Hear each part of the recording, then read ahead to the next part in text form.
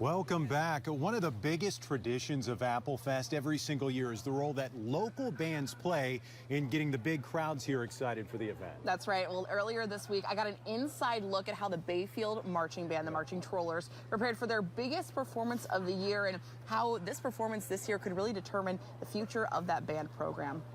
And a 10 hut! And roll!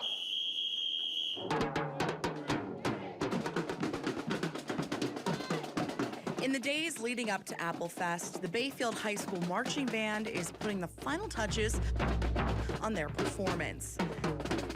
It's just like the show of Applefest. Everyone sets their chairs up on Friday waiting for us to come down, marching down in the middle of the street. Go! The Marching Trollers are the unofficial start to Applefest, playing their cadences for the whole town to hear as they march into town on Friday morning. It's our biggest performance. And I think it's the kids' proudest moment. For we leave from this corner here, go downtown is, I think, more important to them than Applefest. Because it's just us, you know, it's kind of cool. Ron Borchers has been the band director at Bayfield for almost 10 years. From music to flags to marching, he teaches it all. Snap 'em! But this year, he says their annual performance is carrying a lot more weight. You know, 2 years ago, we couldn't play at all for a full year because of COVID.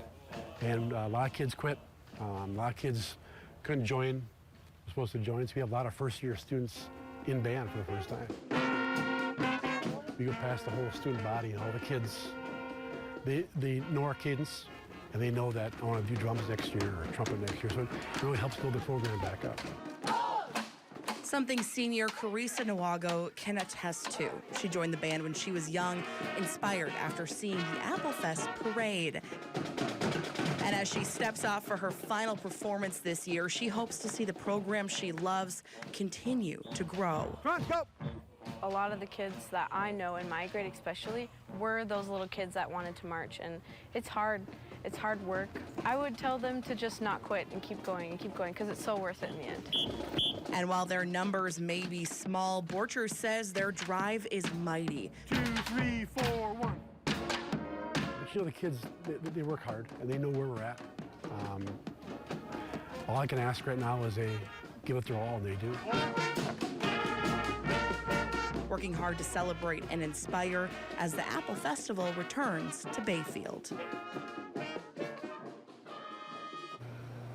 Well, Mr. Borchers says that right now their number is about half of what they saw before the pandemic. He says that they're kind of on this 3-year rebuild plan, and they hope to get back to those full-strength numbers by the year 2025. I would imagine a few years and they'll be back to that point. If you missed the Marching Trollers this morning, they're going to be part of the mass band in the big grand parade coming up on Sunday, along with 8 other Northwest Wisconsin bands. Should be fun. Well, let's check back in with meteorologist Adam Lorch and